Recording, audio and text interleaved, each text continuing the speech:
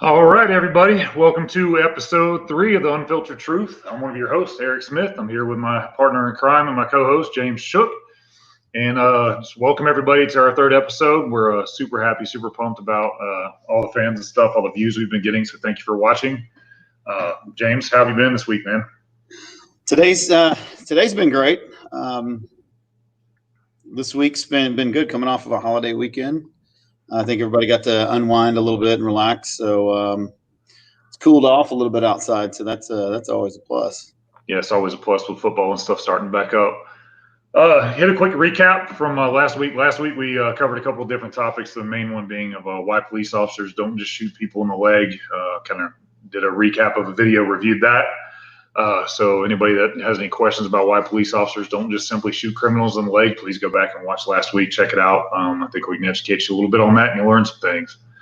What was the biggest thing you took away from last week, James, with all that? I think my biggest takeaway from last week would be the understanding kind of the general thought process that seems logical on the surface. Maybe you could just shoot someone in a place or in an extremity, because we were talking about extremities. Maybe shooting someone in a less deadly place seems like it would be a logical thing to do if you are trying to incorporate less than deadly force. I think as we delve more, or we kind of dove more, we'll say, into the details and the specifics behind how that would work in a live situation. And we just came up to the conclusion that it was just not possible or it wasn't feasible. That's right. Yeah, no, it was good. I enjoyed it. So this week we're going to cover a very hot topic. We're going to go over emergency preparedness and being prepared for any types of emergency situations. Main 2 ones that we've been seeing are civil unrest and with any kind of pandemic or stuff like that. Go over some tips, tricks, things like that. As we've seen, it's a very real thing, and we're going to try to help you guys out learn some things today. Before we get to that, I do want to shout out one of our sponsors. I got them linked at the bottom. Body Symmetry MD, my guy Nick Jones. They're based they've got several locations. I visited one at Sandy Springs. They've got one in Atlanta and one in Douglasville. Got linked the site at the bottom, which y'all see their website real quick, and then we'll get right to it. So again, thanks to Nick Jones and Body Symmetry MD for the love. And there they are right there. So check them out. Real good if you need any kind of hormone therapy, IVs, any kind of stuff like that, man. They're super knowledgeable. Their crew's great. I highly recommend them. I've used them for years in competitions, and I can't say enough good things about them. So let's get down to it, man. All right, so emergency preparedness. It's a big topic right now. There's big money in it. There's lots of businesses popping up left and right. And today we're going to try to give you guys some tips and tricks of what to do and what to prepare. James, I'll let you lead off with it. Let's go ahead. Yeah, and not only guns and ammo, right? I think that's the big one everybody seems to kind of default to is how much guns and ammo do we have? And I think we're going to get into it in a little while. What are you going to do with those guns and ammo? And are you proper training? I think we got a ton of stuff to cover here. Looks like we'll have everything from food supplies to environment provisions, the gear that you're carrying with you, the ability to carry gear with you. So I've got a whole list of stuff we're going to cover right here. So we can just jump right into it. All right, man, let's do it. So we hear all the time when people are talking about civil unrest, and you always hear the prepper term, bugging out, where people are like, well, I'm bugging out. I'm leaving. I'm going to go. Well, let's kind of go over what that is to people that may not know what bugging out is versus, I think everybody at this point knows what shelter in place is, or bugging in would be the prepper term for it. So I'll cover basically bugging in or sheltering in place and let you cover bugging out. So for those that don't know, shelter in place or bugging in is going to be if something happens like, violent protests or a pandemic, or there's things where you can't leave the house for days and possibly weeks on end for supplies. That's what we call bugging in or sheltering in place. And part of what we're going to be covering today, once we explain the definitions to you, is the difference between how you prepare for sheltering in place and bugging in versus bugging out. So bugging in is fortifying your home, staying at home, and having basically the comforts of your home. And I'm going to let James explain to you what bugging out is. Okay, so bugging out is going to be where we've decided that we've gotten to a point where we're going to have to abandon our local life as we know it, or maybe your neighborhood, your local community, You'll have to start reaching out to more rural areas and providing yourself with a plan and a means to get the stuff that you need to your new destination. And I think the biggest thing is going to be, do you know where your new destination is at? And if you don't have a new destination plan, then that would be a massive issue with bugging out. I think bugging out's the term that's used a little more widely, wouldn't you say? Yeah, that's kind of the thing where, on all the prepper shows and just YouTube videos and everything, you always hear everybody, oh, if it breaks loose, man, I'm bugging out. I'm going. Well, where are you going to go? With your exactly. I think it's probably quite the opposite would be the more common. Oh, yeah. You hear people talk about it in much more than you do sheltering in place. And I would venture to say, based on my training and my experiences, heck, even look at recent events, I think most people are going to be sheltered in place and sitting at home and trying to figure things out there of what to do. Yeah, whether they got caught off guard or whether they were actually prepared to bug in. Sure, absolutely. Well, I mean, and we saw people that didn't even have toilet paper to shelter in place for a week. So there you have that. So we'll give some examples again. Most common one you're going to see, as we've seen, is going to be your civil unrest, your riots, things like that. And you need to be prepared to defend your home and shelter in place for that. My biggest thing for me, for my house, is fortifying my home, being sure all my entry and exit points are fortified, being sure, I have good surveillance equipment, things like that. Food, water, all the essentials. At home, you can obviously store a lot more ammo, a lot more guns, a lot more armor, a lot more things you can to really fortify and basically turn your home into a bunker versus bugging out. You're not going to be able to carry 1,000 rounds of ammo with you without passing out from exhaustion. No, I completely agree. I think the bugging in concept or sheltering in your house or fortifying your home concept, it works better in so many ways. And I think travel is one of the greatest obstacles you'll have if you were trying to do the opposite of that. So we'll start off with, let's just say we'll give the viewers an idea. What would we prepare for, or what would we stock up on? What would we keep around as our most likely go-to supplies should we get into a situation where maybe civil unrest, whether shots are being fired in the streets or not. Let's look at that from what are we preparing for before the disaster, and what do you feel like are some of the most critical things to have, and then I'll kind of go over my list as well. Sure. As far as for sheltering in place, obviously the key to life is water, hydration. If you have something where, say, the local water plant, the local water place gets attacked and you can't be used, or there's a disease or something to where the water source has been contaminated, you need to have at least a few weeks of water on hand. Have you at least a case of water per person in your household is kind of my rule of thumb. We have four individuals live in my household 100% of the time, so I always have at least 4 cases of water at my house, just to have that. I also do have my own water filtration system to where if we do have issues that I can filter my own water out and drink straight from that. I can go to the creek behind the house, go filter all the water I want, and I'll be fine. Obviously, right behind that, you want non-perishable foods, because if you lose power to your home for more than a day or so, food's going to start spoiling. You're going to lose ice and those kind of things. And Yetis are great, but they're not forever.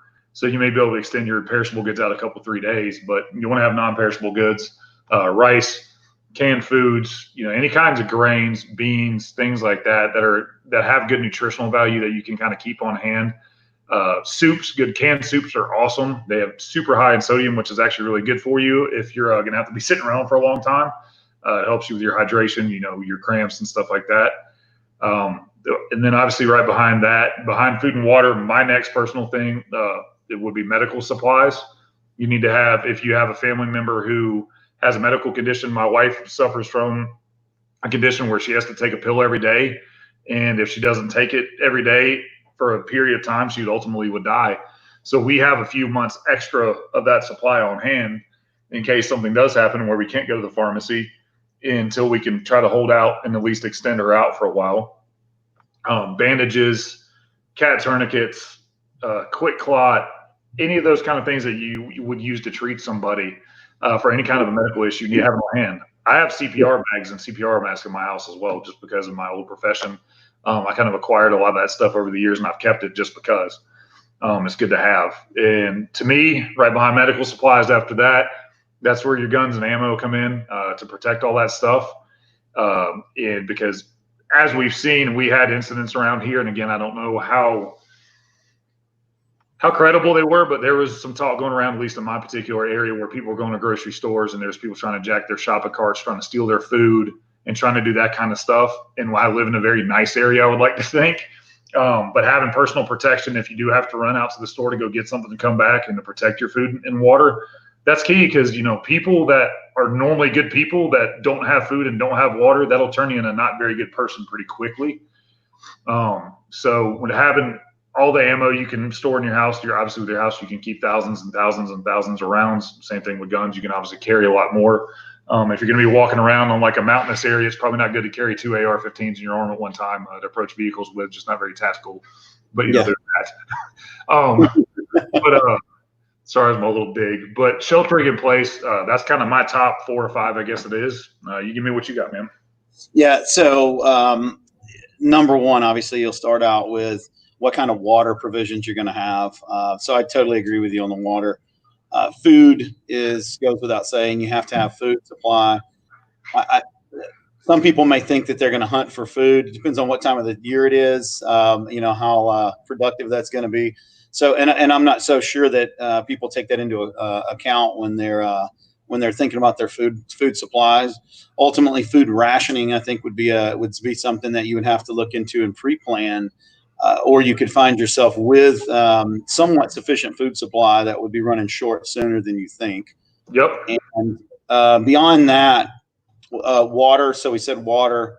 Well water at your house is great if you have a place that has well water. I do have a place in the mountains that we've got propane gas. For cooking and for heating, we've got well water. So that's one of the things. If you have a nice deep well that's been drilled, let's say in the last 20 or 30 years, you probably have sufficient water. Sure. And assuming there's no contamination, any kind of deep embedded contamination, anything like that. Outside of water and food, my biggest thing is going to be the medical, and then I'm going to kind of tie that together with what are you doing for family, loved ones, and people around you that are not maybe as well equipped. So it's nice to say that, right out the gate, I have all of this stuff. We're going to shelter in, and you basically block the rest of the world off. But I think the reality is a little more harsh than that. When your neighbors are knocking on the door, they don't know what to do. The people that you communicate with in some of your social circles that just, they just live their life on a daily basis. They don't think about this kind of stuff. They may not be ready to defend themselves in any way. And I think the right thing to do is to be to be a protector of sorts for these kind of people. So you may be taking on more dependents, we'll say, not liabilities, but dependents than you had originally thought. Yep. And so what kind of provisions do you have for that? Because you don't want to run yourself out. Every time you take someone in, you're starting to deplete resources. So I think between bugging in and bugging out, I think that's going to be one of those areas where you really have to make that decision between the two, because when you bug out, you're likely leaving most of the immediate people around you in your life. And I just don't know that either you should do that or that you're going to be willing to do that. So bugging in, or even having the means of getting back to your house to bug in, I think are great places to start maybe this conversation, as far as we've had something happen and now we're going to have to make a decision as to what we're going to do. Sure. You made a couple great points that I want to kind of hit on. As far as taking on family members, friends, loved ones, the circle of people I run in, obviously, we're very similar people. We've known each other for a long time. A lot of us are very prepared, and a lot of my friends over the years have joked, well, I'm just coming to your house when it breaks loose, blah, blah, blah, blah. You've got all the cool stuff. I'm like, okay, that's cool. This is me being me. I'm just speaking for myself, but what are you bringing to the table? If you're going to come to my place and you're going to do this, and you're not bringing any of the top 5 things we just listed, water, food, medical supplies, ammo, and guns, if you're not bringing any of that with you, what are you bringing me? How are you benefiting my current situation, my family situation? And that's something that you kind of hit on. It sounds very selfish, but that's the decision you have to make. Are you going to is it family first and, forget everybody else? or, you know, are we going to be taking in our neighbors and taking in a large group? And those are the hard decisions people are going to have to make. I mean, because on my particular street that I live on, there's an older couple that we all love, and I would absolutely protect them 110%. Can they, you know, do a lot as far as stuff? And probably not. But dude, I'm not going to let old people sit out there and, you know, rot and take advantage of. But on the flip side, if you're an able-bodied person and you're not bringing anything to the table, I'm probably a lot less likely to let you in my front door unless you've got something you can bring to the table with me. Yeah. Yeah. Well, the thing is that I think you're going to be safer. The old cliche saying, you're safer in numbers. It's absolutely true. You're going to have the people around you to build your own society so that you can protect yourself. If you had a reasonably trained group, let's say, come in that were small, maybe in numbers, you know, as we see with Army Ranger groups, any kind of spec ops groups in the military, these guys are a lot of times able to take very, very few resources into large scale areas. Some areas are even military protected, and they can still, you know, manage to either take that area over and take over the resources in that area. So having people, just having people from the community that either you can count on to be there to help.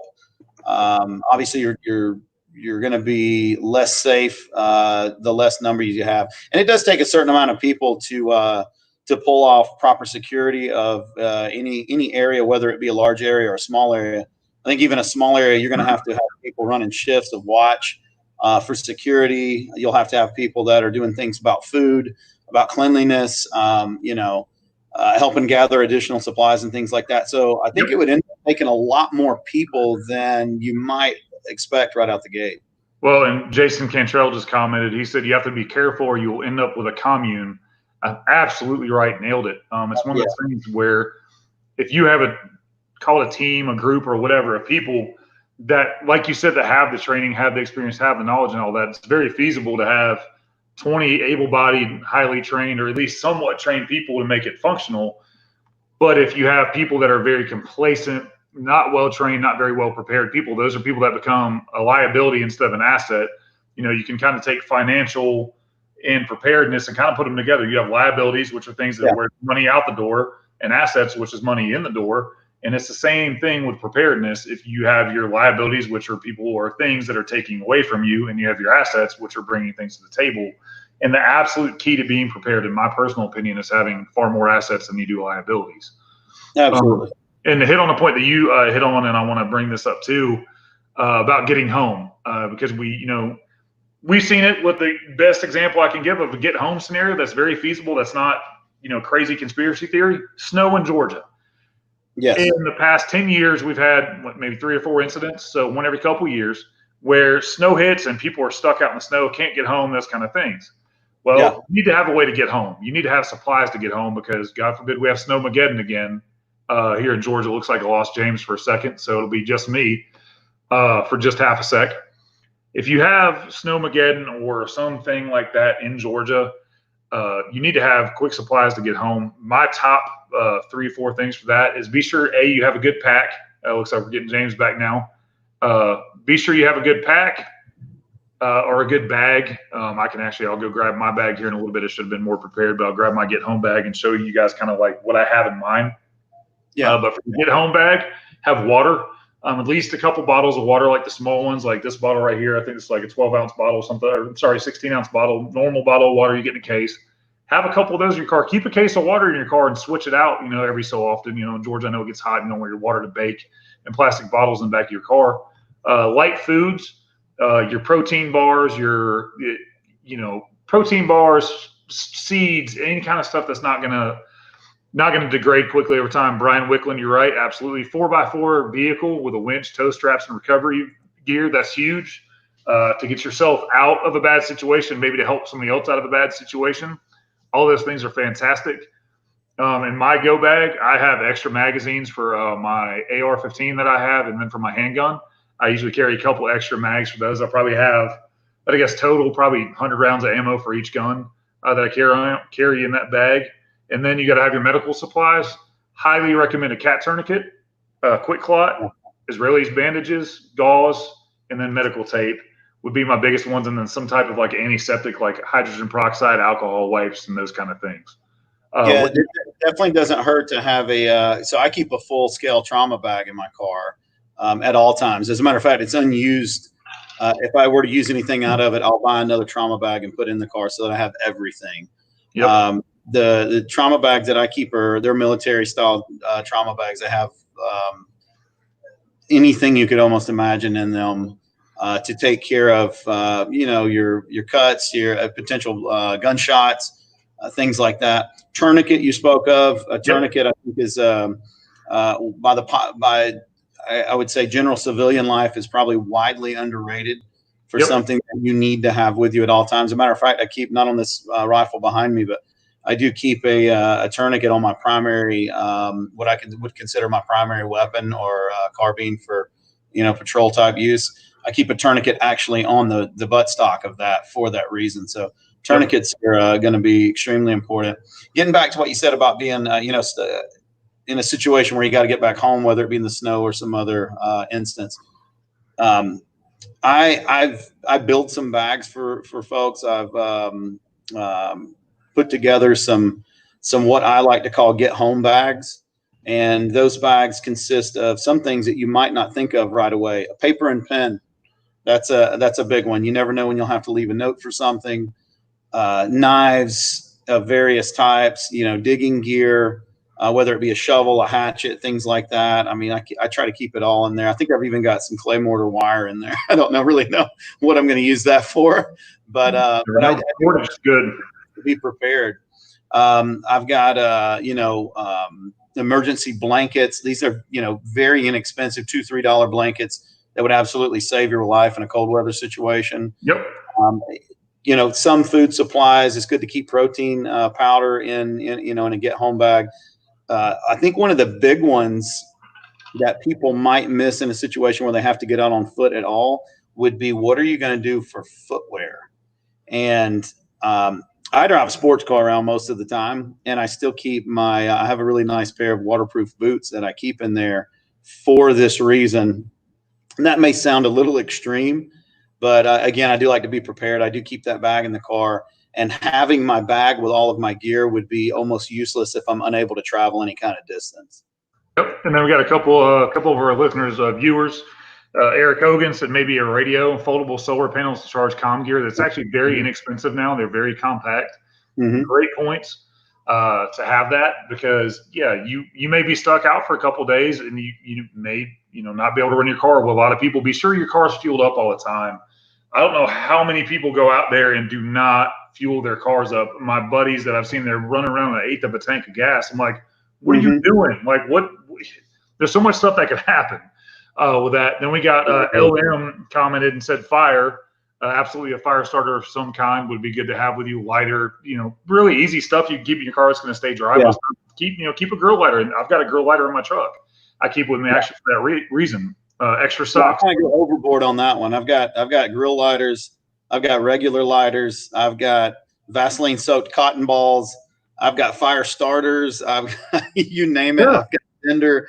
I've got things that I've bought. As a matter of fact, my bag is it's somewhat of a walking nightmare when it comes to fire, because once it gets started, I'm going to have a fire for a very long time. Well, yeah, absolutely. And then we got Brian, and I like this as well. Brian Wickland said, I've kept a dry bag with a change of clothes in my Jeep for years. Absolutely, man.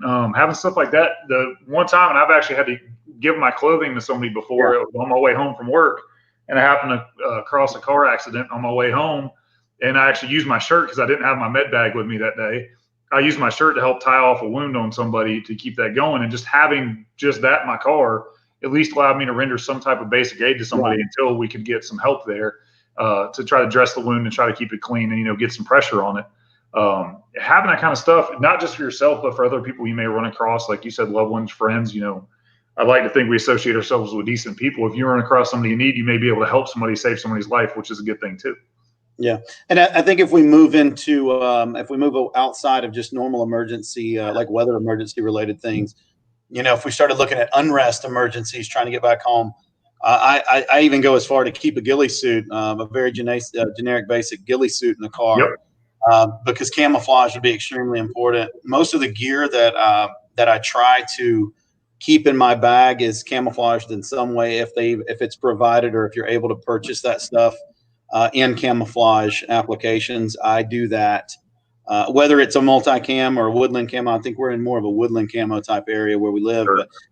but making sure that you're kind of staying under the radar, so to speak, if you had an unrest situation where you needed to abandon your car and try to hike or get back to your house or get to somewhere else where you could call for help. That would be extremely important. I noticed that it looks like, Eric had pointed out about comms and things like that. It's not a bad idea, even if you're not really big into, collecting all the military gear per se. Maybe if you just have a decent set of long-range walkie-talkies, we're talking 20, 25, 30-mile radius. Walkie-talkies would be, I think, very beneficial, especially if you had groups where you had to trek away from somebody, where you maybe left them at the car, maybe you left them in a certain area, you went to go get help or whatnot. You want to make sure that you have constant communication in case locations change on either end. Sure, 100%. Comms are good, and then to kind of hit your different locations and places you may need to go, you kind of hit on it with your group of people. I have friends that I would trust in situations like these in multiple locations throughout the state, throughout the country, actually, for that matter, to where I know if I show up on the front doorstep, they're like, oh, Eric's here, must be important. Then having those locations in your head, knowing how to get there without the usage of a phone or without the usage of a GPS is good. Something I recommend to people to keep in case the cell phone networks go down and you can't use your cell phone because their networks go down. Have a regular old school GPS with you. They're not hard to use. They're great. They're actually more accurate than your phone a lot of the times with getting a signal. Where if you need to be able to do some land nav or something like that to get to someone's house, you can do it. Because I want to bring up an example. And again, I'm not going to get political with it. We're not going to talk about the rights and wrongs. If you want to talk about the comments, that's fine. But there may be times when you can't drive on the road to get to your house because there may be checkpoints set up in a metro city around certain areas that they're not going to let you through because for whatever reason, they're not going to let you through their particular area. We've seen it in Atlanta recently with some situations, and you may have to unask the road, and you may not be able to just drive to where you want to get to. So having some type of navigation equipment, good footwear like you hit on, which is something that I'm not really good about doing that I will be now after you and I have been talking this past week. Stuff like that's just key to me. Yeah, absolutely. Taking care of your body is going to be first and foremost if you're going to be out in a survival situation. And it's nice and easy in this, modern age we live in of technology and things like that to at least assume that how bad could it really be? Like, how many days would I really have to go out into the wilderness if I needed to get somewhere? And that all is dependent on, how far society breaks down at any given point. Yep. You can find yourself in an area where society has broken down quite a bit versus someone that's in maybe a more rural area where they're not as affected by it. So it's like a blanket situation where, just because I live in this particular area, I don't really feel like I need these things, right? I think it's just better to be prepared. The old saying, it's better to have it and not need it than to need it and not have it. So 100%. And glad you brought it up. Taking care of your body, something I think a lot of people neglected with this pandemic that we had. What's one of the biggest things that we saw have happen? Elective surgeries and elective procedures were gone. You were no longer allowed to do them. If you needed dental work, if you needed, maybe there's all kinds of stuff. My wife's in the medical field and she works at a surgical center or at an outpatient center, and they basically shut down and weren't doing anything. You need to stay on top of your health. If you're having dental issues, you got wisdom teeth and stuff that are bothering you, go get those taken out. If you've got cavities you need filled, go get those done. Things like that's going to be huge because if society shuts down again, we've seen it again. Snow, civil unrest, disease, all these things we're seeing happening right in front of us the past 5 years. And you need to take care of your body. Be in some type of good cardiovascular shape to where you can make it home if you need to. If you need to hump it, then you need to hump it and make it a couple miles home. Concentrate on that kind of stuff. Take care of yourself. Stay on top of things. Stay on top of maintenance for your vehicles, your oil changes, air filters, tires. All that is hugely important. Have a good 4x4 vehicle. That's why if you have a two-wheel drive truck, I've never gotten the point myself. My truck's four-wheel drive, and there's a reason. Yeah, all extremely good points there. I think you, when you touched on making sure that your vehicle's maintenance goes right along with keeping your body maintenance as well. Yep. And there's going to be a certain amount of physical fitness that it's going to take. So just not letting you don't have to be the the super athlete that's out there training every day because he's looking for this disaster to come along. I don't think that's a real good way to go through life, is expecting that there's going to be some kind of disaster. There's a difference between preparedness and paranoia. Just being prepared, keeping yourself in pretty good physical shape, so that if you did have how many people could pack their stuff on right now and could make a hike or could make a ruck for a few miles. Especially if they were in rough terrain or something like that. So, it's just things to think about at the end of the day, other than just food and what kind of ammo and guns you're going to have. So this kind of brings us to, okay, maybe we get back to our house, or maybe we've, got back to where we're going to bug in at. Let's talk about some of the stuff for some of the viewers that may not be aware of. You talked about fortifying, whether that be through security systems and things like that, or actually solidifying, the structure itself. So we can talk about that stuff. I've got a few notes over here that I was trying to kind of reference here as well. Okay. Somebody had mentioned fire, in there as far as when you're outdoors or whatnot. But I think that's also going to be a big one when you're indoors too. Let's look at maybe if public services and things are cut off, or for whatever reason they're interrupted in some way. What are we doing now that we get back home and we've gotten to where we're going to try to fortify the home or try to secure the home? Sure. Kind of hitting on that. I guess one of the biggest things, you need to think about in Georgia, it does get cold in the winters here. I mean, imagine being somewhere, Montana up north. I've got relatives that live in Maine, being up there where it gets just crazy cold. How are you going to heat your home? A lot of homes down here now, the in vogue thing, and I actually had one at my old house, was electric fireplace that had like the glass thing in front of it, to where you turn on the light switch. It's really cool, heats your house up great when you have electricity, but what if you don't have electricity? You can't really do anything with it at that point. How are you going to heat your home would be a big one to me. We kind of already hit on water supply. Being able to kind of sustain yourself, if you're going to be able to heat your house, that's great. Having a real fireplace is a big deal in situations like that. You can at least huddle in one room and kind of stay inside out of the elements, and you're fine. But if you don't have a way to heat your house, if natural gas is off, if the electricity is off, what's your plan? Absolutely. And then outside of that, we've got, should you have to defend your home against, unexpected guests, we'll call them, or, people looking for food and water.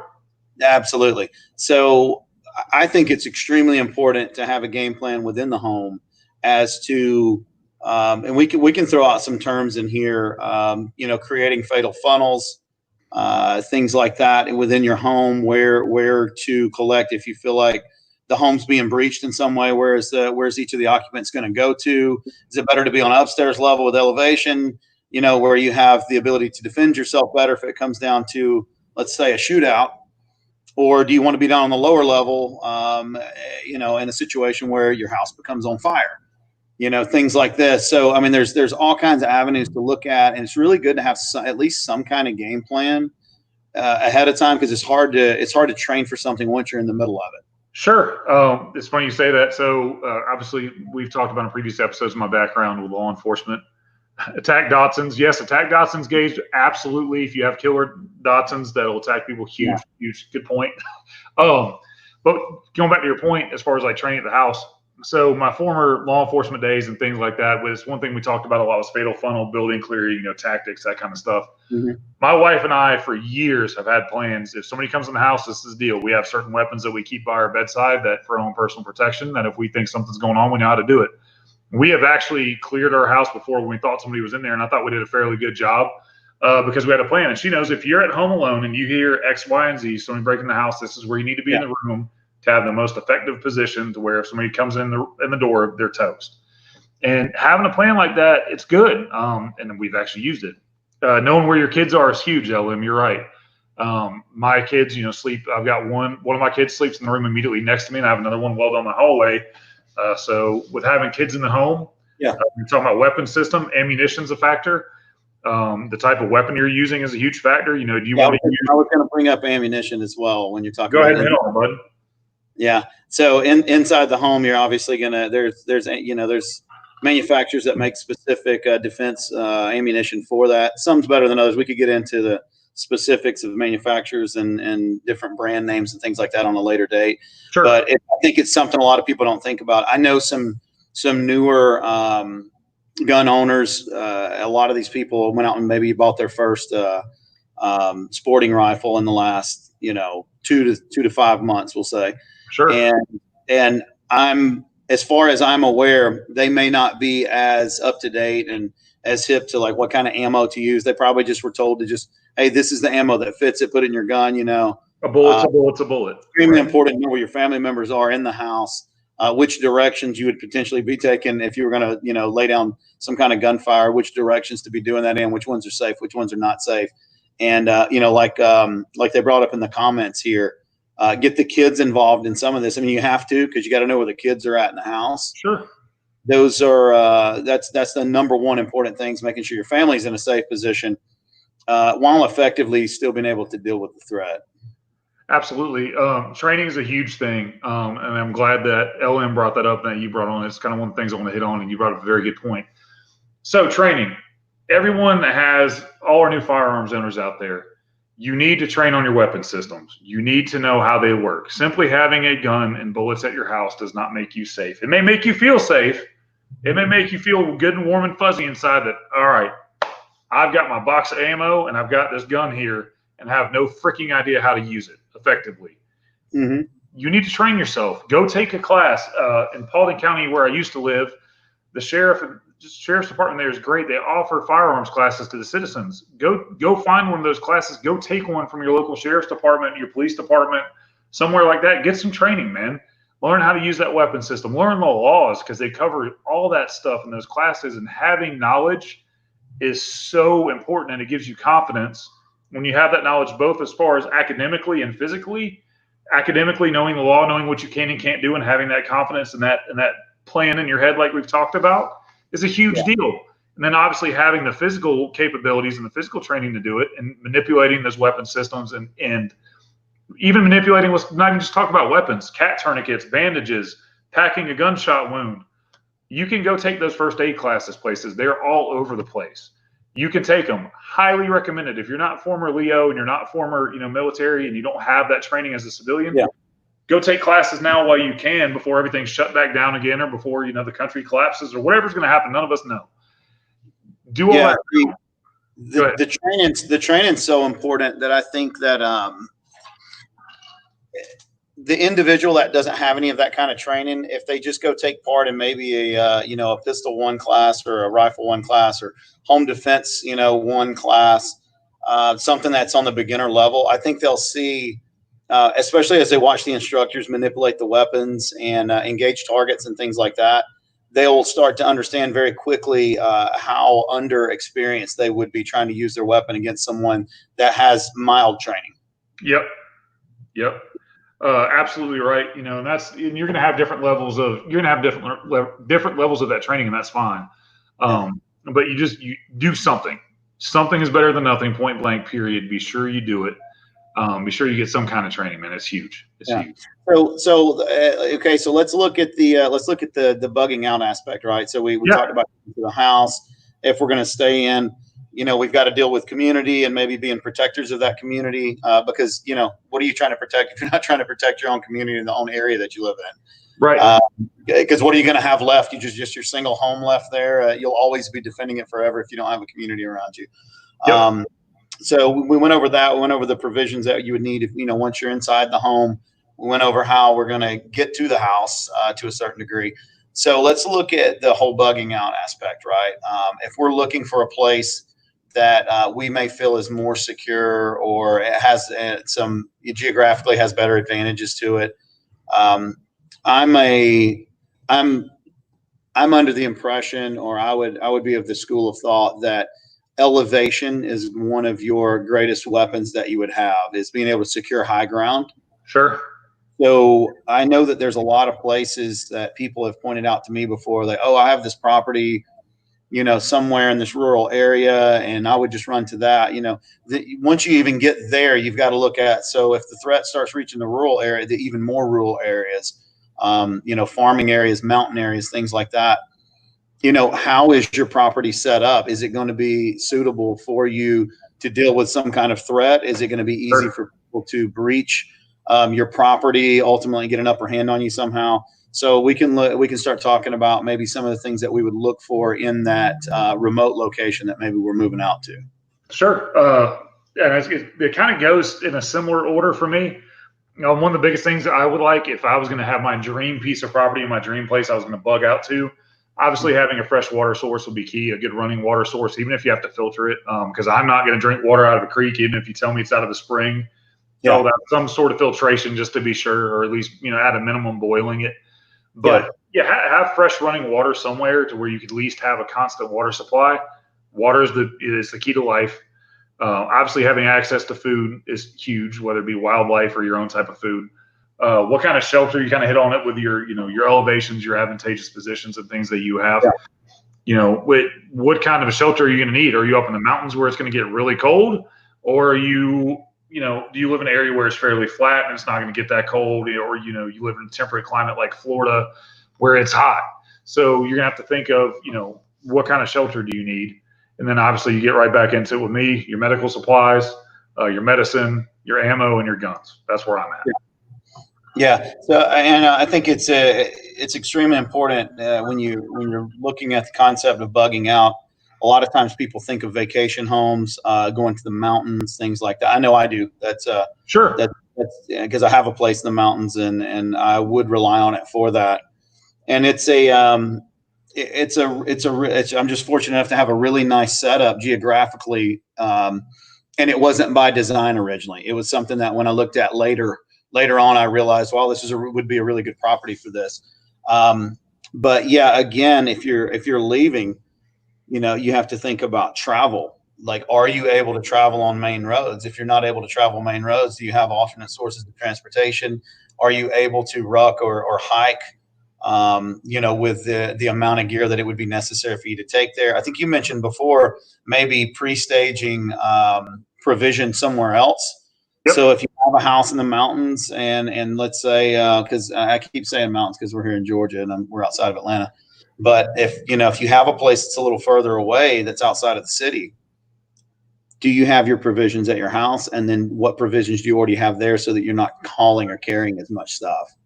Absolutely. No, that's a huge thing because, again, let's talk about it. So 1,000 rounds of ammo, which is a case of ammunition, whether it's rifle or handgun, you're getting around 20 pounds. I believe it, used to be for 1,000 rounds of 223 brass was right at 11 pounds. I may be right. Maybe you're wrong on that. But I want to say it was somewhere around that. It was around 10 pounds just for 1,000 rounds of brass. So if you start throwing in gunpowder, projectiles, and those type things, you're getting very heavy. 30 pounds for 1,000 rounds. Yeah. Sure. You're not going to be able to carry that everywhere. So having that stuff in a safe, secure location is a good idea. I've heard people bring up storage units and stuff like that before. I'm not a fan of that because I think people are going to start, burglarizing those things and looking for supplies as soon as stuff breaks loose. So if it's me, if I have a home in the mountains like you do, I'm probably stashing some stuff up there to where, that way I'm a little bit light on my feet and I can get there. But once I get there, I'm comfortable. Yeah. Yeah, absolutely. And those are things to, they don't have to stay on the forefront of your mind. I think I don't want people to get overwhelmed with what we're talking about as far as preparing for certain things. A lot of this is stuff I've collected over time. I didn't go out and purchase all this on a shopping list that I made up one day and decided to go out and purchase all these items. It was, it was collected over a period of time. Some of it was done, after the fact. I would have one thing and I would look back and go, that might not be sufficient. I'd see something else that I'd want to replace it with or something I'd want to add to it. Yep.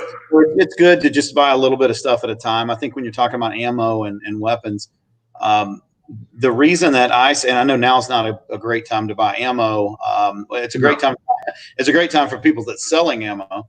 Oh, absolutely. But if people looking for ammo right now, it's a little more difficult to find.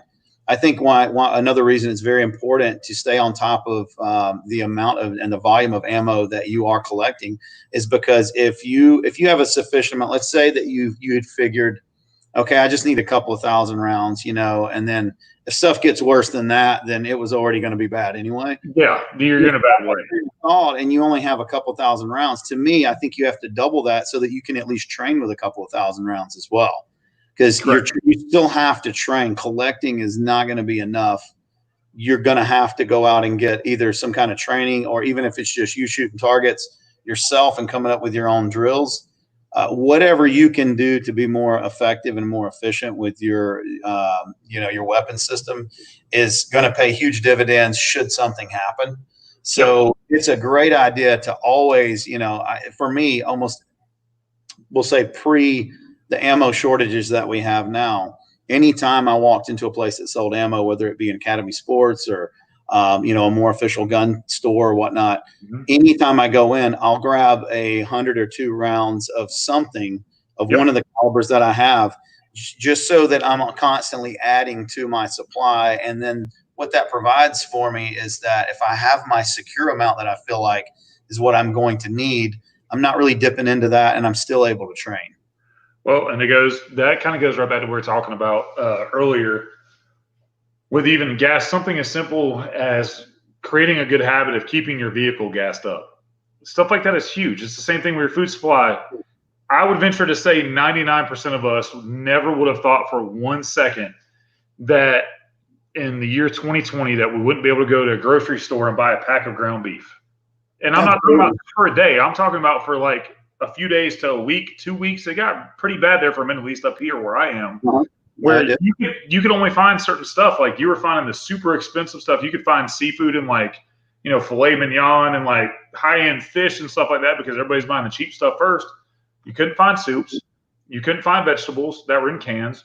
You couldn't find meat. You couldn't find potatoes.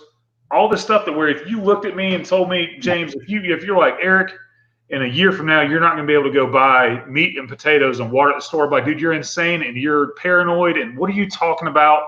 And I think all of us would do that. Sure. And 99% of us do that. And then you have these guys that were prepping for years that were like, this is going to happen. And all of us, and even me for a long time, I'm like, you guys are kind of overdoing it here, having a year's supply of, dry food and non-perishable food on hand because there's websites out there. You can't buy any of it now. Used to be able to buy cases of MREs and stuff. I happen to have a few cases at my house, but you can't go online and go get them anywhere right now. Go find me a website where you can buy your food supply and please link it to me and I'll pay you for giving me the referral because I want to get some more, but I can't find it anywhere right now. Yeah. Everything's in huge demand when it comes to, I think any store that provides survival gear, go to your local sporting goods store and just take a look at the camping aisle, where sleeping bags would be, things like, and that's another thing. Sleeping bags are huge, having some kind of comfortable way to sleep and obviously sleeping off of the ground is even better. And I provide both of those in my get home pack, we'll say.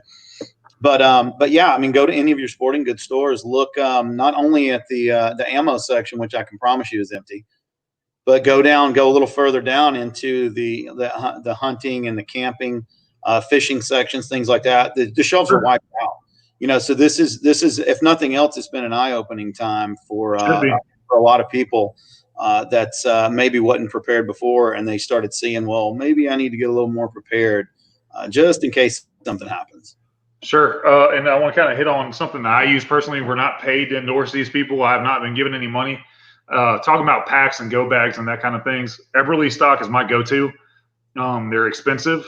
I like them because they're a veteran-owned company and they're made here in the USA. Super durable, great packs. This one of those things where to go to a hunting pack or anything like that. Just click on just one of their backpacks here. They have all kinds of really good gear. I mean, you can actually fit rifles in them. The pack that I have, I can actually put my 18-inch hunting rifle in it and carry it. It's the H2 Gun Runner pack right there to the right of the screen.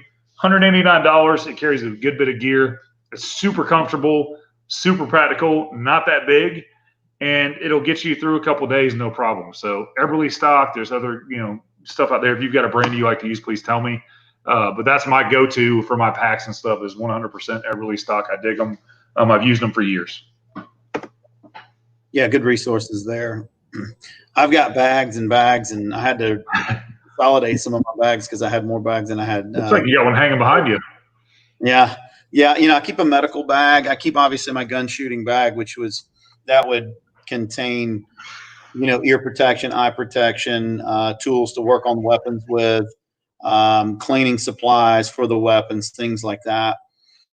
I have a separate bag that's a medical bag. I have a separate bag that is my, get home, what I like to call my get home bag. I mean, it could be used as a bug out bag if it had to be. Sure. but I do keep all those bags with me. And then, I think one of the other things is, if you're caught out somewhere, if you're traveling somewhere, your weaponry, how are you gonna transport this weaponry? I mean, say you've got long guns, say you've got carbines, say you've got pistols. You need to have a plan to consolidate all this stuff. As gun collectors, I know a lot of people like to keep, the original boxes, have hard cases for everything. A hard case for a long rifle, and I've got a couple really nice long rifles. These cases are 25 pounds by themselves if they're quality cases to put the gun in, and that's before you put the weapon system in it, with any amount of ammo. So it's just kind of a good idea to have a game plan on how you're going to transport. I think Brian brought up in the comment section, Brian Wickland may have brought up about having a truck and having 4x4 and yada yada yada. But maybe if you have the bug out destination that we're going to, we already have some of these provisions there. And are you able to part with some of the stuff that you keep around yourself on a daily basis? Yep. To keep it at your other location. And because if something should happen, you obviously can't transport. You're going to be consolidating, and you're going to be leaving some stuff behind. Absolutely. And Eric Hogan again commented, he said, good, should probably do a whole episode on recommended gear, maybe a PDF on the page as a resource. We can definitely put together a PDF this week. Yeah, absolutely. Get behind the episode. Great suggestion. We love our viewers. And one of my websites, actually, we sell some gear, and we also sell bags as well, but we sell some gear, and I'll be putting a lot more gear up as we've just been.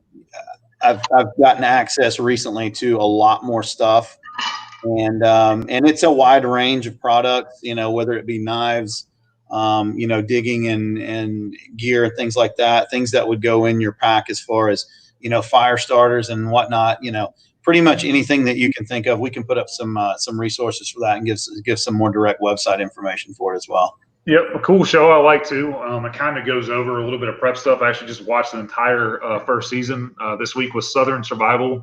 It's corny. In a lot of ways, it's guys that make Battle Box. I don't know if anybody here knows about them. Again, I paid by them. I just like them because they're based in Georgia. They go over a lot of different scenarios and stuff. It's entertaining. It's funny, but it at least gets you in the mindset of being prepared and thinking about stuff that can happen. Check them out. Give them a watch. Anytime you can watch a YouTube video or a good TV series on being prepared, I recommend doing it because it's going to give you an idea of what stuff you need to be thinking about, man. Yeah. Yeah. Comfort gear is another one of my bullet points that I have on here. And Jason just commented too. Go ahead. Yeah. And actually, we're going to address that comment specifically in just one moment. Comfort gear. I keep a hammock in my get home bag. They're about that big. They're great. Yeah, when if you don't open it when you get it.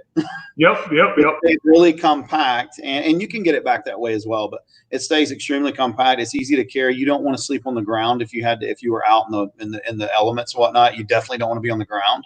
Yep. Regardless of what the temperature is. So that's always a good thing to have.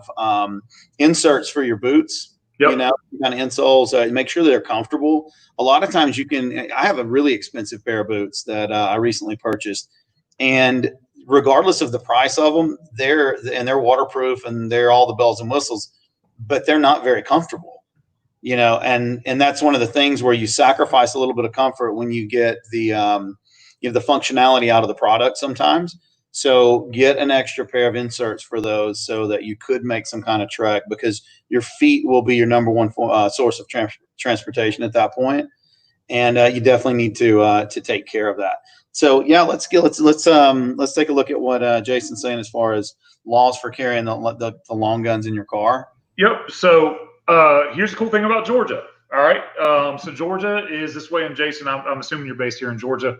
So as far as carrying a weapon in your vehicle, and this is coming from the law enforcement side of me, your home, your place of business, and your vehicle are all considered the same thing under basically the Constitution of the United States of America. That's actually, I believe, the Supreme Court's rule on that, at least in this state, to where you don't have to have any kind of a permit. You could, in theory, carry a machine gun, an anti-tank missile, or whatever you want in your vehicle. Your place of business, like James is at his gym right now. James can have whatever he wants in his gym with 0 permits, unless it's something that requires an NFA stamp, like a short barrel rifle. suppressor, things like that. Yeah, extension of your home, is that what they call it? Correct. Yeah, your house or your car is considered an extension of your home, 100%. You do not you can have a pistol concealed. You can have whatever you want in your vehicle with no permit whatsoever. A lot of people get them because it makes them feel more comfortable, and that's fine. But as far as the laws, if you can lawfully own a firearm, you can lawfully have whatever kind of firearm you want in your vehicle in any condition. Fully loaded, one in the chamber you could have 50,000 rounds of ammo in your trunk. Then there's nothing anybody can say or do to you about it. That's the great part that I love about Georgia. You can handle that. And that's the way it should be, in my opinion. But as far as laws go, that's what it is. You can have an AR-15 with a 100-round drum mag, armor-piercing ammo, ready to rip and roll, and you're good, man. Yeah, and then long guns have kind of always fallen into that category where there's not a lot of legislation that prevents or restricts long guns in a lot of states. As you move into pistols and things like that, and handguns, you're going to run into a lot more restrictions and laws. Well, and it's a good point. We'll bring up something that happened this past weekend on the 4th of July. I saw a bunch of people asking the question about a protest that was going on where there was a group of people, and we'll leave it at a group of people, were carrying long guns marching down a road at a park somewhere here in the state. Well, the way that carry laws in Georgia work, and I did double research to be sure it hadn't changed, is you can open carry a rifle anywhere in the state without a permit. You can carry it wherever you want openly. Now, things start getting they change with a pistol. That's where you have to get your Georgia firearms carry license is what it's called now. It used to be called a concealed carry license. Yeah. I actually had to have my wife show me her license because I haven't had one because I'm still a certified police officer in the state, so I don't have to have one. But it's actually a Georgia weapons carry license. If you're going to carry in public with a pistol or carry concealed in public with a pistol, or if you're going to conceal a rifle, which I don't know how you'd really conceal an AR-15 unless you have like an AR-15 pistol or something like that, you have to have a permit. But if you're open carrying a rifle, no permit needed. They weren't doing anything illegal per se walking down the road. Well, I guess walking down the middle of the road with a gun's illegal because you can't block traffic. But as far as carrying a weapon in public, you can lawfully do that openly as long as it's a rifle. Pistol, you're supposed to have a permit for it. Yeah. So I'm going to see if we have enough time. I'm going to ask this question because Brian Wickland just put a comment up, and I'm going to see if he has time to respond to it. His question was, or it was a statement at first. My wife runs with her 380. It is visible somewhat. Is this within the law? We're talking about in her car? Her carry is expired. Is her carry permit expired since the COVID shutdown happened? And hopefully he can answer that question, because if it is, there was an extension on that. And I don't know what the specific date is. I know it's still under extension right now. So if it expired during this, it is still a valid carry permit until she's able to get back to where she can renew it. And they did set a specific date on when that would go back into expiration. Correct. The same way they did with licenses as well, like with your driver's license. Yep, that's right. My wife just had to renew hers. She said no. No, so if it was previously expired, if it's been expired, then she does need to have that renewed. Yep, she can have it in your home, in your car, and in your place of business. Like if her work allows her to have a gun, she can carry it from wherever she works to her car, no problem, no issues. But if she's going to carry it anywhere else right now, then yes, she would need to have a permit. By the way, the state looks at it. Me as a police officer, I didn't used to care as long as you weren't doing anything wrong. I didn't care if you had a permit or not, as long as you weren't a felon. God bless you for it. Renewing it's obviously the best bet to do. It's not that hard. Like up here in Cherokee where I live, as long as you set an appointment, they'll let you come up there. My wife just did hers. It was seamless, no problem. And she got hers. She got it done, and they gave her a temporary permit on the spot to where she was good that day. She didn't have to wait for her hard copy. Yeah, absolutely. I think upon renewal, I'm pretty sure it normally happens like that. But I'm not sure if, like on renewal, if yours has already expired, you may just have to wait for the whole new hard copy to come in. Yeah. But if you renew prior to expiration, I know that they give you, they do give you some form of paperwork. Should it take longer to get your card in the mail or whatnot? Just to give a little further information for you guys there in the comments. In most of the counties around Metro Atlanta right now, that carry permit, once you go in and do the paperwork again, even if it's a renewal, those things are coming to people's homes within 5 or 6 days. Almost everyone I've talked to in various different counties recently that has applied for their carry permit has received it. They usually tell you 4 to 6 weeks in the mail. Most of those folks received it within a week. Yep.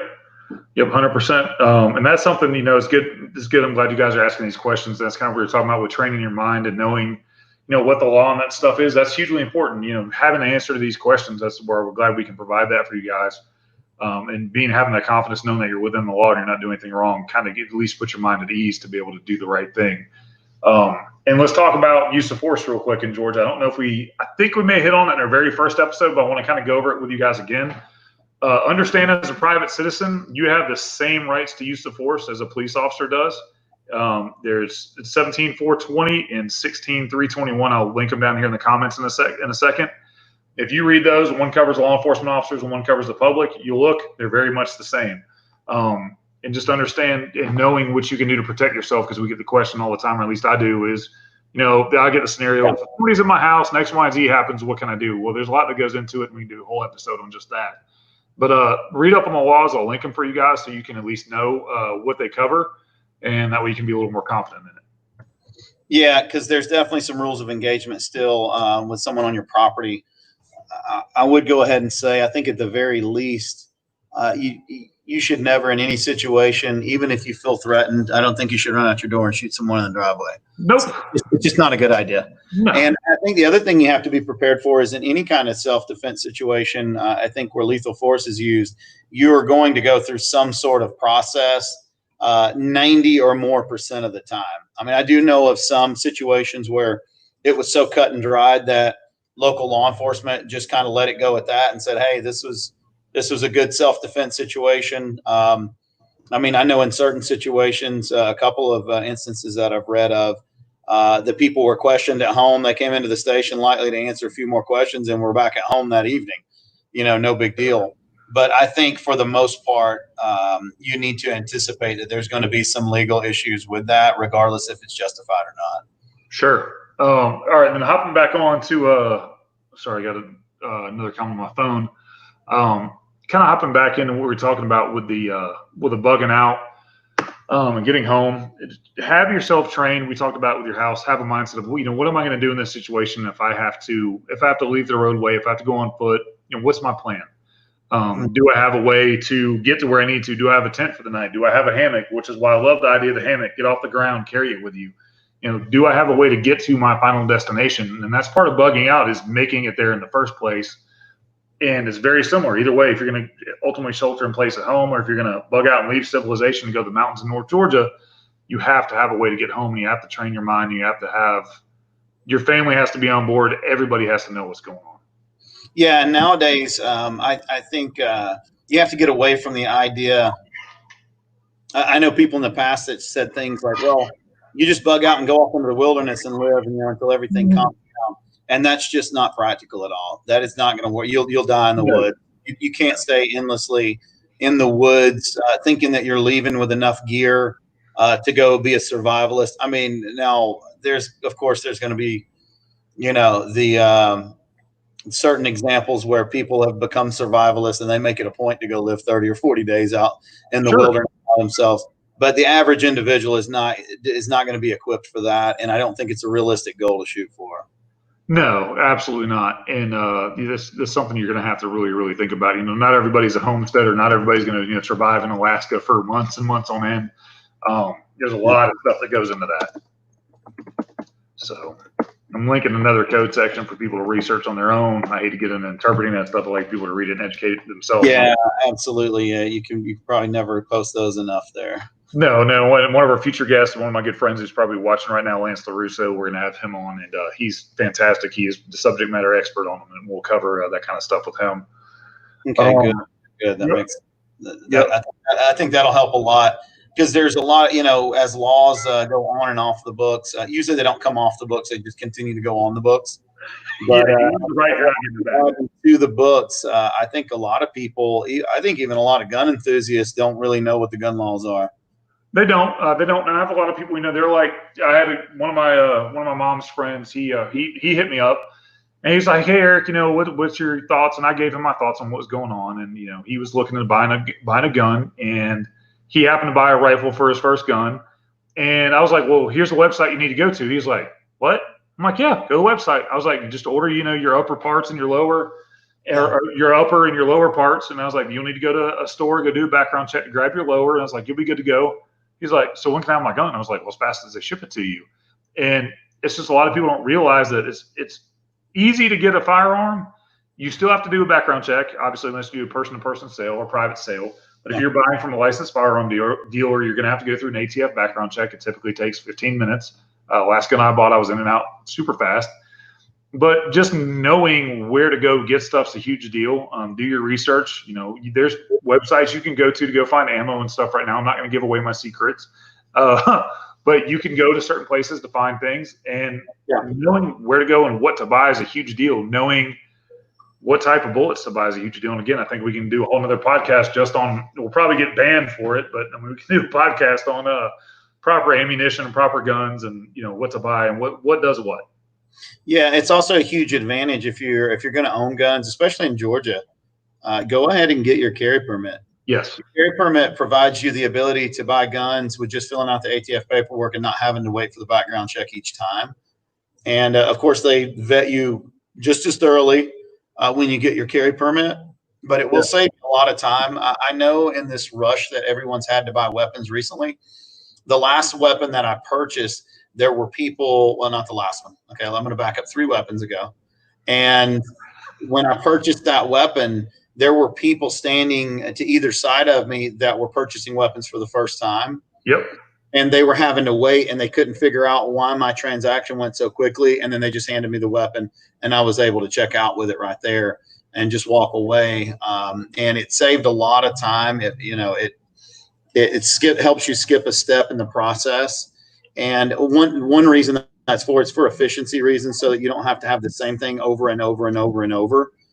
So I think it helps on the government's end of it as well as on the individual's end of it. Sure. And to your point, man, that's a great point. I wanted to kind of go over this with people since we do have people from different states watching. I know we had some folks in Wisconsin last time watching. So as far as Georgia goes, and your states are reciprocal with our state and with all these other states, this is important to know. So it covers a lot of people. Understand if you get a firearm permit in Georgia and in any of these states, it's also valid in the states listed here. You've got Alabama, Alaska, Arizona, Arkansas, Colorado, Florida, Idaho, Indiana, Iowa, Kansas, Kentucky, Louisiana, Maine, Michigan, Mississippi, Missouri, Montana, New Hampshire, North Carolina, North Dakota, Ohio, Oklahoma, Pennsylvania, South Carolina, South Dakota, Tennessee, Texas, Utah, Virginia, West Virginia, Wisconsin, and Wyoming. Basically, most of the states in the union you can go to. You got your New Yorks and Californias and places that, you can't own certain types of guns in anyways that aren't going to let you have a permit from your state be valid in their state. But knowing stuff like this, if I'm going to a family's home in Alabama, can I legally travel with my guns? Well, the answer here is yes, if you have a permit with it. Yeah. And your carry permit, like you said, it's reciprocal between all those states. Additionally, with that law, you can, in any of those states, let's say you're a Georgia resident and you go to one of those states on that list, you can also purchase a firearm, just not a handgun. You can purchase a long gun. Correct. You can purchase an AR-15 even, or any other kind of long gun in those other states. Regardless if you have the carry permit or not, though, you still can't purchase a handgun in a state that you don't reside in. Is that correct?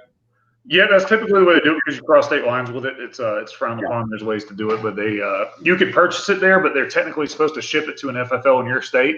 They ship it to the FFL in your state. You can buy it there, but you're technically not supposed to drive across state lines for the purposes of purchasing a handgun and bringing it back to your state. Yeah, that's why they ask that it be shipped from one place to another. It's just a technicality that they have. Yeah. One of those that got added that you would have thought wouldn't have taken as long to get added was just a few years ago. South Carolina got added to that list. Correct. And I know prior to that, there was a lot of people that just assumed if you were in Georgia that Georgia, Alabama, Florida, Tennessee, North Carolina, South Carolina were all reciprocal with us, but South Carolina was not for many years. For many years. I think 2016, 2017, something like that's when they added that. So again, that's part of being prepared. That's part of, being prepared for all this is get your licenses, be properly permitted to where the government is less likely to mess with you if they see you. It's just one of those things is one less thing to worry about where you don't have to, you don't have to be you can focus on the task at hand, which in situations like this is getting where you need to get and getting there safely. You're not worried about, if the police stop me, am I going to be in trouble? Well, Yeah. if you do it the right way and you go and you prepare ahead of time for things like this, it's key. Yeah. Yeah. And again, if I had to say there was if I had to list them in order of importance, obviously the acquisition or, the possession of these things that we spoke of today is going to be of top importance. Anything below that is going to be training. Sure. Training on medical, training on anything you do, training on medical, training on food preparation, training on water preparation, training on your weapon system, those land navigation, training on how you're going to navigate terrain, just physically. Yep. I think those are things sometimes that you're not going to think of right away if you're not already in this realm. Sure. And you're not really hip and up to date on like any kind of survival techniques. You probably just think, I need food, I need water, I need guns and ammo, and I'm going to be good. I'm going to shoot everybody as they walk in that one doorway, and I'm not going to have any problems should the world fall apart. And that's just not true. Yep, exactly. So, all right. So does a carry? We just had Justin White ask us, does a carrier's permit allow you to carry a long gun? You may have missed this part when we were talking about it. So you could carry a long gun anywhere in the state, wherever you want. You can open carry a rifle anywhere. In Georgia is the way it works. So in Georgia, your carry license basically pertains to pistols and the handguns. All right. So you can carry. It's kind of weird how the law works because, in my opinion, an AR-15 is a much more effective weapon. I don't want to call it dangerous because it's only dangerous depending on whose hands it's in. But you can carry an AR-15. You can walk into a local grocery store with zero permit. Now, that's if they allow it, and you have to respect their rules. So if they tell you to leave, you have to leave. So understand that. Yeah, and watch out for posted areas. Correct. You can literally walk into a business, if they allow it, with an AR-15 strapped to your back, slung in front of you with a 100-round drum mag in it, and you're good. No permit needed. If you can lawfully own and possess that weapon, you do not need a permit for it in Georgia. Now, if you live in a different state, obviously check your state's laws and go based on what they say. But and then I think a big one for carry permit purposes is in the state of Georgia, like you pointed out earlier, the carry permit is not a concealed carry permit. It's just a carry permit, which means in Georgia, because in some states, I think you can open carry without having a carry permit. Correct. And you have to have a specific concealed carry weapons permit for concealing the weapon. In Georgia, to holster it sidearm or to have it concealed, you do have to have that carry permit. Yes. And I highly recommend, even if you've gotten your permit in the past year or two and it hasn't expired, be sure you're reading up on the laws because a lot of laws have changed as far as carrying in parks, carrying in school zones, stuff like that. In Georgia, one of the people don't realize if you're just dropping your kid off at school in the carpool line, you don't have to get rid of your gun. You're allowed to have your gun in your car. Things like that. You need to read up and understand those laws and understand the exceptions to it. Another cool thing is I'm going to have one of my good friends, Micah Gravely. He's going to come on the podcast. He's a state representative here in Georgia, and he is great with those kind of stuff. And we're going to hopefully drop some more education as far as that goes. Yeah, and I've seen this question asked a lot recently, just in various in media forms. A lot of people question, can you, if you're going to the airport to pick someone up, if you're going to the airport for anything other than getting on a flight, you can absolutely carry your weapon with a carry permit into at least Atlanta's airport and Georgia. You can carry it to the airport. You just can't try to pass through security with it. Correct. Correct. It is not a weapons free. It's not a weapons free zone until you get past it. I want to say the same thing the same law is in effect for courthouses as well. Yes, it's one of those things where you can carry. Well, in the government buildings, if there's a checkpoint there, you're not supposed to carry it in the building at all. So if there's a checkpoint, so say you're going to court and there's a checkpoint in that building, you're not even supposed to bring it in the building. The way I interpret it. Usually that checkpoint's at the front door, though, right? As at the main ingress of the. Right. But if you're in it, it has to be a checkpoint controlled by a law enforcement officer. Is the way I think the way it reads. You can carry into the DMV and things like that. Me personally, I just don't. It's just me. I'm finicky about it since I'm out of it now. But yeah, the way the law reads, you can. And we could do a whole episode on, people that open carry versus concealed carry. We'll get into that one day here soon. Yeah. I have my own opinion on people that open carry, and I'll keep it to myself for today. I think that would be a great topic to go along with maybe when we break down just the different types of forms of weapon systems and things like that. And Yeah, ammo. it'll be a good thing to talk about the advantages and disadvantages of it. So maybe you guys just heard what next week's topic's going to be about. So to kind of recap on a couple of points that we've hit on, in Georgia, no, you don't have to have a permit to carry a rifle in your car. You can have, or you don't have to have a permit to carry any firearm in your vehicle. You can lawfully own that firearm, you don't have to have a permit for it in your home, your car, and your place of business. So if you're a business owner, you can absolutely have a firearm in there as long as you can legally own one. Your house and your car, no permit needed. If you start getting outside of any of those three places and you're not carrying a rifle and you're carrying a handgun, be sure you have a permit. Again, that's part of being prepared and doing things the right way to where it's just one less thing to worry about. LM kind of commented a few minutes ago, said had to step away. Not sure if it's already been said, but people need to train, and dry fire, know how to avoid and properly clear a jam. 100% know your firearms, disassemble, reassemble, clearing. I'm a huge proponent of that. I couldn't agree with you more. I'm not a fan of mandatory firearms training for you to own a firearm because I just think it's one more step you have to go through through the government. But I think as a responsible gun owner, you should absolutely train yourself. So many first-time gun owners out there now go through a class, go through a safety class now that you've exercised your Second Amendment right. Couldn't agree with you more, LM. Open carry when not necessary, thumbs down. Absolutely agree. But go through training, do something, hit up James or I. If you want those, you're local, you want to pay for the range time, chances are I'll probably go out there and do it for you. If you buy me a 6-pack of beer or something after the fact, and you buy my lunch, I'll probably run you through a class. Because I want people to be responsible gun owners, just like I know James does. Yeah. And then I would also say this, and this is on a little more lighter note. If you're going to have any kind of picture and any kind of media format with you and a weapon, or if you're going to go somewhere carrying that weapon, like you mentioned with a rifle over your shoulder or slung, across the front of you or the back of you, make sure you practice trigger control. Or you will get blistered online when you don't practice trigger control. I think the number one thing that gets pointed out in any picture where someone takes a photo with a firearm is where is their trigger finger at in relation to them holding the weapon system. So if you don't want to get hammered, that stuff will not go away. It'll be there forever. Do not be one of those that holds your finger inside the trigger well. If you don't learn anything else about the rules of gun safety, when you grab the gun, do not put your finger trigger well, and definitely don't be caught taking a picture with it. Yeah, don't have a gun with a 100-round drum mag with your bolt jammed with your 22 long rifle. Yeah, there's that too. You just know your weapon system.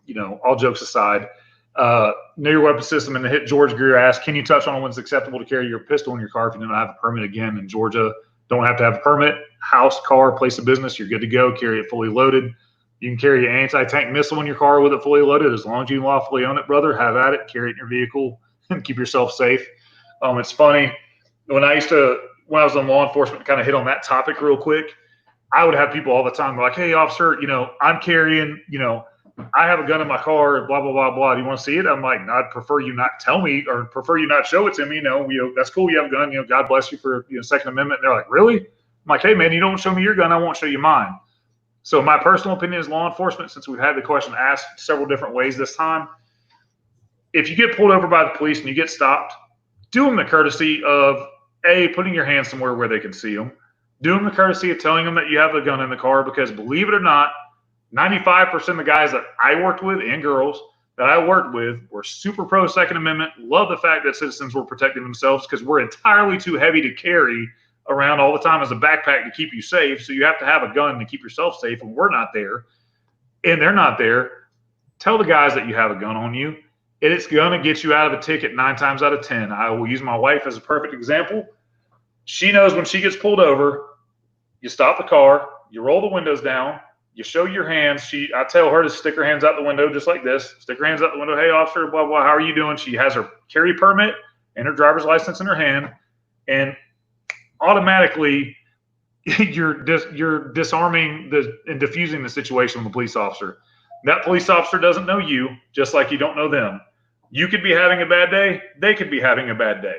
So let's diffuse the situation and try to have a good day with 2 people here and just talk about it without having to tell the police officer. I was a fellow police officer at the time, because there is a thing called professional courtesy in that industry. I'm not going to lie about it. But without even having to tell them that I was a police officer, she would get out of citations left and right because she was just nice about it. And the police officer would be like, Oh, well, thanks for telling me I had a gun, Carl. What kind of a gun do you carry? Then it would take the topic off speeding or running a stop sign or whatever she was doing. And she, she's got her excuse of driving, used to. It would take the topic off that and make it a friendly encounter, and everybody walked away happy.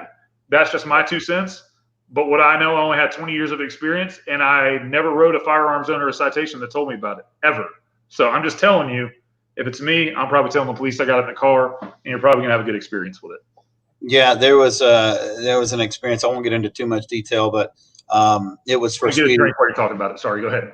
Yeah, it was for a speeding violation, and as the officer walked up to the car, I was expecting him on the driver's side, so he walked up to the passenger side where I had left the glove box open as I was retrieving my insurance identification, and he comes up to the car on the passenger side, so I have to roll the window down as he taps on it. His first question is, well, do you have any other weapons in the car other than at least the two I'm looking at in the glove box? We had a good laugh about that. As a matter of fact, this was back when I was a little more inexperienced with gun laws and whatnot. And I did offer him my carry permit as well. And he's like, no, that's not necessary because you don't need it in your car anyway. And I distinctly remember him telling me that. But it was funny when he'd asked me, well, do you have any other weapons in the car? And I said, well, as a matter of fact, there's those two. And then there's another rifle in the trunk as well. Yep. And later he just, was like, hey, I asked him if he wanted to remove those when he walked away from the car just because now they're exposed. And he said, well, no, I appreciate you offering me that. Yeah. And my response to him, and he said, no, it's okay. Like, as long as you keep your hands where I can see them, then we'll be fine. And I said, no, you got to understand, I wasn't necessarily offering that for your protection. I was offering it for my protection because I don't need to go back to the car, mistaken like what you saw, or maybe you saw my hand somewhere else or whatnot. But we ended up having a good laugh out of it afterwards. And but I did get a moment to kind of ask him because I've seen this before. I've seen people where they're like, oh, you need to get your weapon out and place it somewhere in plain sight so the officer can see it. And he was like, absolutely do not be handling the weapon whatsoever. God, no. If you think you have time to do that ahead of time, it's best for him not to walk up before y'all have had any kind of dialogue and see that you have open weapons right there. Sure. And I hate to bring it up every podcast, but you're right. Dead right. One of my buddies did a traffic stop one night. It happened to me on the way home from a part-time job and pulled up behind him as he was doing the traffic stop. He was approaching from the driver's side. I was approaching from the passenger side, and I happened to approach the vehicle first and found out on the back end, the guy had, he was trying to show us that he had the weapon and, trying to say, hey, it's plain view, blah, blah, blah, blah, blah. The guy had the gun sitting in his lap as we were approaching the car. And talk about getting a gun in your face very quickly and almost getting killed. Man, that was close. And the guy absolutely could have gotten killed. And, his face went pale when he looked over and saw me and he had a gun stuck in his face. Because, again, like I said, to kind of go back to our earlier point, I don't know you. You don't know me. I don't know that you're a good person yet, just like you don't know if the officer's a good officer or not. I'm being real about it. Be smart. Eric, dead right. Roll down all the windows, interior lights on, hands visible, absolutely no arguing. Own up if you screwed up. And you're probably going to get out with a warning. And then you know what? If you don't get one, so fucking freaking be it. I almost made it the whole time without cussing again. We almost made 3 episodes without that. Yeah, you're right. So that's, me and my Tito's might have done that today. Yeah.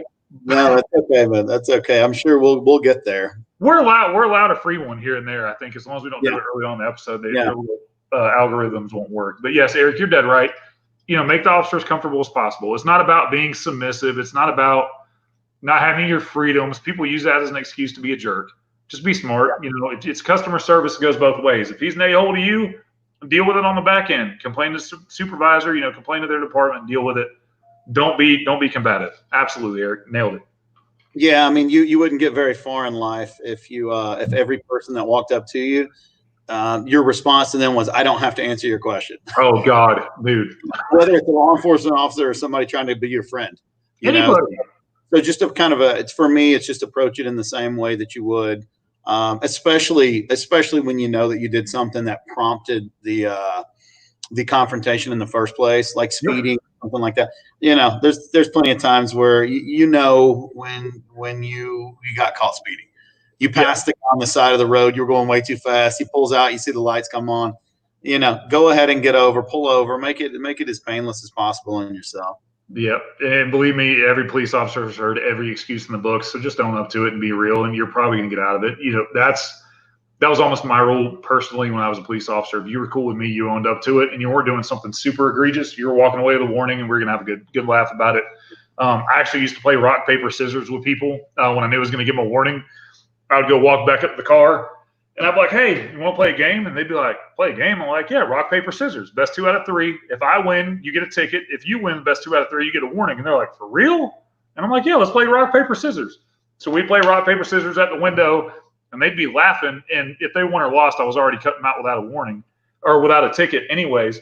But it was just one of those things. If you make the cop relax, they're going to enjoy it, man, because we get called, and since I'm out of it now, I still say we get called a-holes enough and get called so many different names. It's nice to have a pleasant experience and get in a good meeting with somebody. Yeah, absolutely. Absolutely. So, yeah, and Eric hit it right. Real freedom has controls. Anarchy has no controls. They're absolutely right, man. Absolutely right.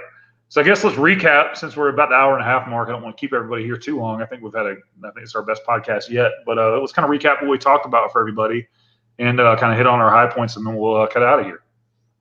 Yeah, no. So we'll go back to the beginning, starting with preparedness for these situations. Be as prepared as you can. Some people are going to be more prepared than others. Some people are accused of being overboard with it, where I don't really feel like that's a thing. I think you can always just continue to add to and become more effective with whatever you do. So, be as prepared as you feel comfortable being. And then try to also don't be so closed-minded. Maybe just open your eyes a little bit more to, it's not paranoid to prepare for something. It's just, it's professional to prepare for something. Yeah. And I think that'll help people out a lot. Because it's easy to throw around the term, doomsday preppers and things like that. And if it always has some kind of negative connotation about prepping, like, oh, this guy's prepping, and we know that's never going to happen because we live in the USA. It's like you said earlier, if someone would have came to you last month and said that we would have had the situations going on today on the streets that we openly have going on, you would have said they were crazy at that point too. 100%. 100%. And we had a pandemic that happened. And if you told me there'd be armed people with AKs and ARs in the streets, putting up their own barricades and taking over cities, I would have told you you're high and that you need to just go and turn your guns in because you're super paranoid. You're dead right. Yeah. And so, we've seen it at this point. So, prepare, have a plan, make your family aware of what's going on. Just because you have the plan in your head, you're going to need other people to help execute that plan. Yep. 100%. So I'll kind of hit back on the bug and end stuff real quick. We'll just kind of gloss over it real fast since we made some comments about it. All right, if you're going to be shelter in place, my biggest recommendations to you, and again, we'll do a PDF file. I got no problem putting one together today. My personal priorities: water, food, medical supplies, ammo, and guns. You could easily prepare for the first 3 all day long, as like James kind of hit on it with his ammo. Buy you some medical supplies every week. Buy you a couple extra cans of soup every week. Don't go wipe a store out because right now the supply chain is so crazy. But buy an extra couple cans of soup, extra couple cans of vegetables, stuff like that. Store it in a place separate away from all your own food. Same thing with water. My recommendation, how I do it, if I have 4 people in my house, I have 4 cases of water. And I also have a backup water filtration system, a portable one, to where if it gets that bad, I can at least, do a water app and have a pool at my house. So I'm really good on water. I can make all that happen. We're fine here. But ammo and guns to protect your food and your water. We can get into surveillance equipment, fortifying your doors and stuff like that. But just to be smart with your security, please, for the love of God, don't leave weapons in your vehicle and stuff like that. Because when stuff breaks loose, people are going to look for it.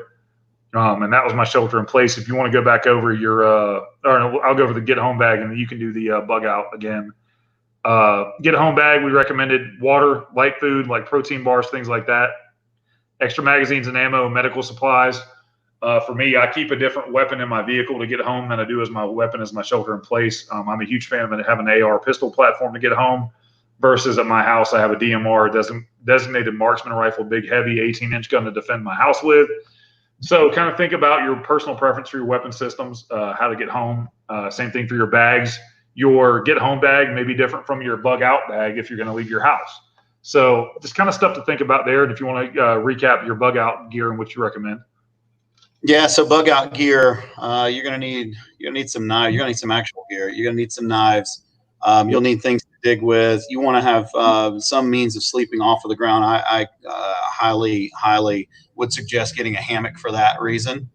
They're comfortable and they keep you off the ground. Right. You'll have to have some form of shelter. Depending on what environment you're in, you may need emergency blankets, emergency foil blankets, things like that.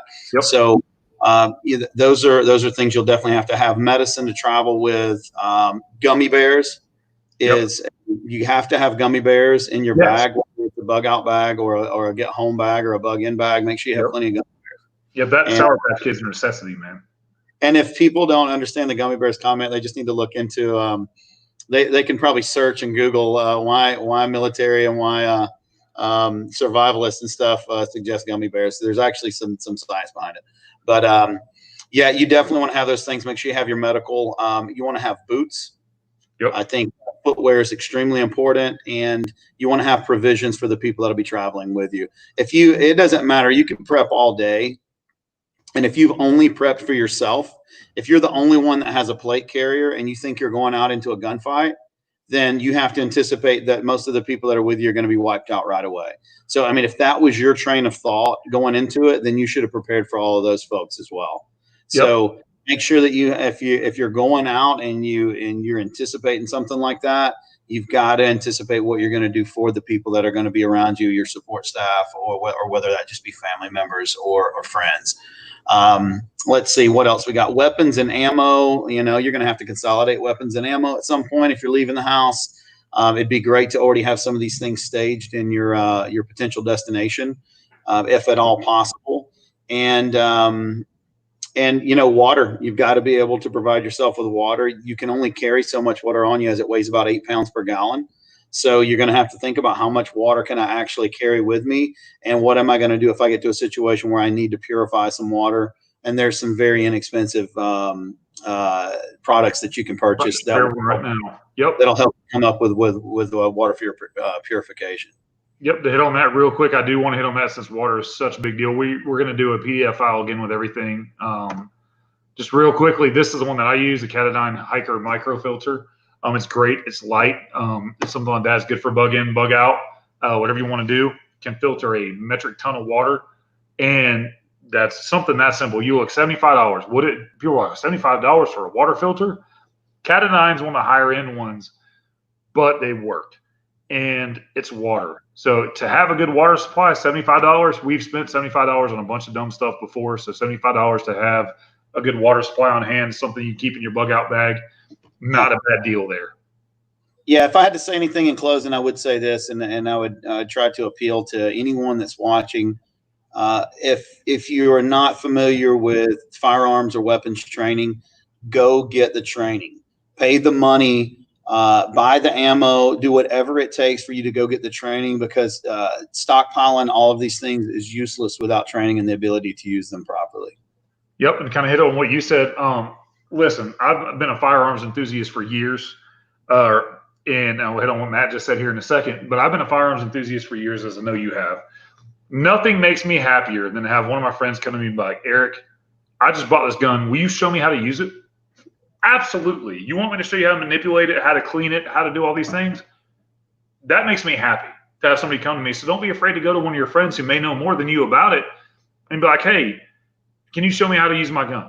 There's no shame in that whatsoever. Again, my mom's friend who just bought an AR-15.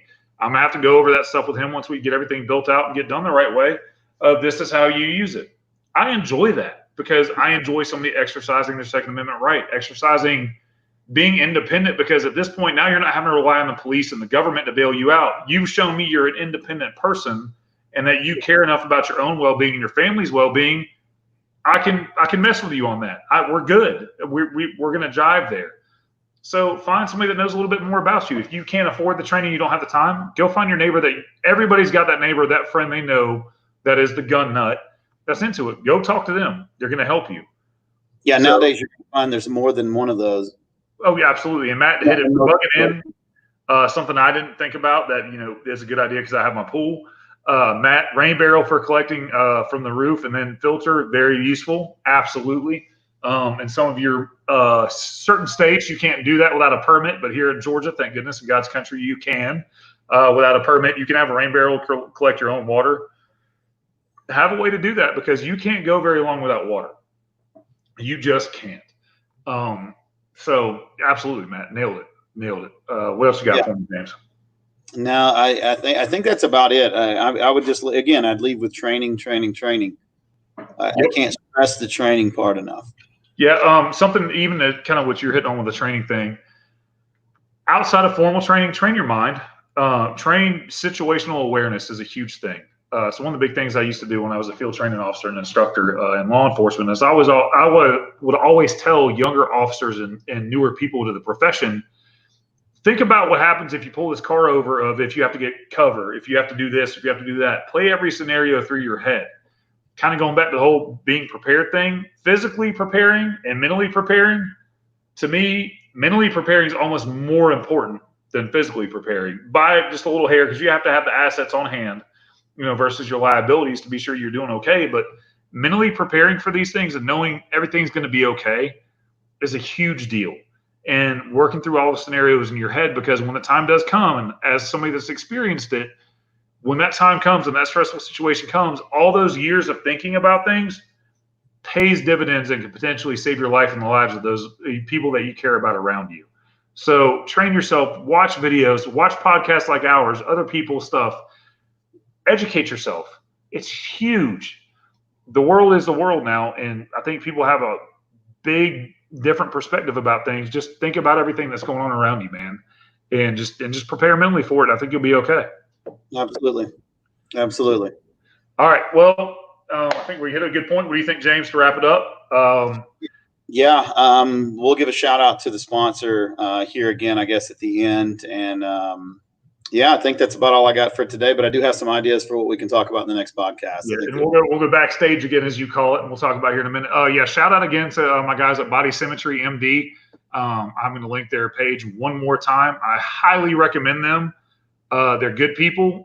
Even if you're not in the Georgia area or Metro Atlanta area, they can set you up to get your blood work and stuff done. They will test all your levels, test everything that's going on, all your different levels and stuff, and they will put you on a plan and get you hooked up and get you taken care of. I can't say enough about what they've done for my mental well-being, my physical well-being, and things like that to keep me healthy through all my competitions and things that I do, and just on my general day-to-day life.